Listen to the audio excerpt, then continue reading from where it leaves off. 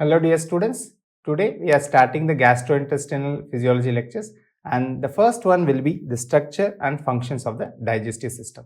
With respect to the GAT, I would say it is one of the most easiest topic in the entire physiology. Here there will not be much of graphs or other complicated topics, it will be a plain easy to understand kind of thing. So stay tuned for the further lectures also.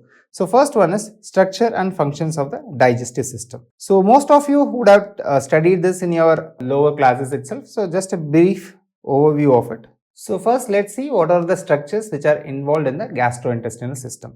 So first it starts from the oral cavity itself and ends in the anal canal. So this is the entire process. All the organ systems are located in between them. So starting from the oral cavity, then followed by that we will have the esophagus. And esophagus has two important sphincters which will help and regulate the activity when the food movement is happening. So they are the upper esophageal sphincter and the lower esophageal sphincter. So when these sphincters are having laxity or any deformities, we will study them in the disorders also. Then followed by that we have the stomach, and then we have the small intestine, that is the duodenum, jejunum and the ileum. So the small intestine is that, followed by the large intestine or the colon. Then after that we have the rectum and the anal canal. So these are the parts of the general GAT. And apart from that we also have the accessory organs, that is the liver, gallbladder and followed by the pancreas. So these organs are going to drop in their secretions and help for the digestion and absorption of the food substances. So this is how the entire GAT is placed. So next, coming to the cross sectional of the intestinal wall. The intestinal lumen, when you cut into it, it will have the following subdivisions. So the lumen is the area where the food will enter, and immediately it will be followed by the epithelium. Then we have the basement membrane, then the lamina propria. All this together are called as the mucosa of the intestinal epithelium. Then below the mucosa we have muscularis propria, that is the muscularis mucosa. And below that we have the submucosal layer. If you closely observe, there will be some nervous plexus which are located in the submucosal layer. That plexus is also called as submucosal plexus. So this plexus is called as submucosal plexus. This is also called as Meissner's plexus. This is also called as Meissner's plexus.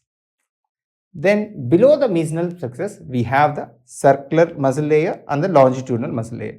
In between the circular and the longitudinal, we have one more plexus. These plexus are nothing but the nervous connections which are present in the gastrointestinal system. So it is present in between the muscles. So it is also called as myoenteric plexus. Myo means muscle. So it is in between the circular and the longitudinal muscles. This is also called as Auerbach's plexus. These two plexes are very important with respect to the GI structure. So submucosal plexus and Auerbach's plexus are the myoenteric plexus. In the submucosal plexus, if you closely observe, there are glands. So all the secretions are controlled by the submucosal plexus, whereas the myoenteric plexus is located between the muscles, so they are helping in the motility part. Then below that we have the serosa layer. So starting from the epithelium, then we have the mucosa, then submucosa, then the muscular layer, and finally the serosa layer. And GI muscles, we know that they are called smooth muscles. Why they are called smooth muscles? Because the striations which you find it in the skeletal muscle or the cardiac muscle, they are absent. Since there is no striations or there is no darker and light bands which we see it in nerve muscle physiology, it is not there. So here there is no striations, so they are called as smooth muscles. They have a specialized nervous system that is called as the enteric nervous system. Enteric means GIT, enteric nervous system. And I have already told you there are two plexes. This enteric nervous system is nothing but the composition of the two plexes. What are those two plexes? One is the Meissner's plexus, another one is the myenteric plexus. When these two plexes are together, then they are called as enteric nervous system. This enteric nervous system is so specialized, they are exclusive for the GIT, so they are also called as the little brain of gut. It is acting like a little brain of gut. What is the advantage of it is, all the motility can be controlled by the enteric nervous system.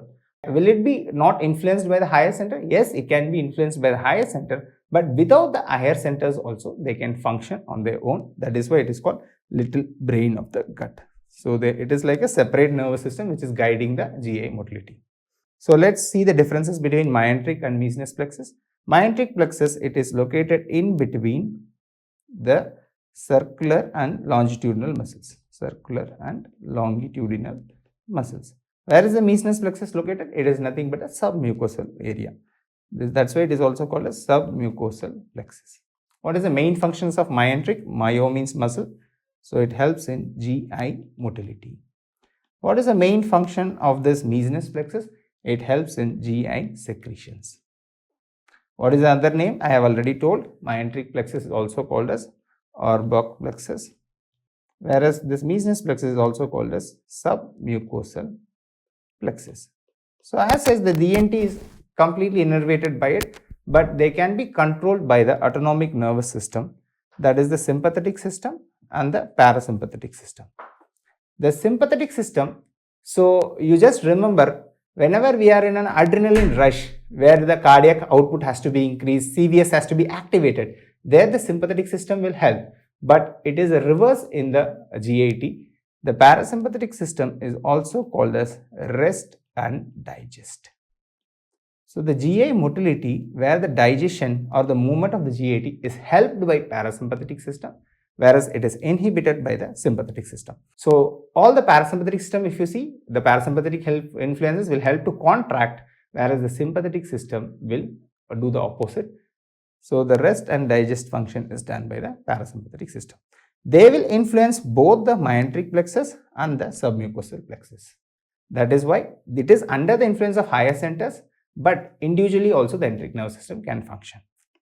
Then what are the overall functions of the digestive system? Most of you will be knowing it. First one is ingestion. It will help in food intake. Second is mechanical processing. That is breaking down of the food is called mechanical processing. Then followed by that, the food that is processed will be shifted from one segment to the another and it will be digested further. That is the motility. Followed by that, there are secretions which are helping for this digestion. So digestion will happen, absorption will happen, and finally the defecation or the elimination of the waste products, that is also done by GAT, and they provide very good immune defense. A lot of times we eat food from here and there, but it's not like we will fall sick every time, because the GI wall has a good amount of immunity that will help to prevent infection. That is immune defense mechanism. And the accessory organs in the GAT, they will help in the detoxification, especially the liver. The GI also maintains the fluid and electrolyte balance. And recently, the microbiome related functions that we are going to discuss further in the brain-gut axis, it helps a lot of brain activity also. So these are the overall functions of the gastrointestinal system. So this is just an introduction to the structure and functions of the GAT. The second topic, that is the next video we are going to do, is the GI motility, which is very, very important. So stay tuned for that. We'll see in the next video. Thank you for watching. Stay tuned for more such videos.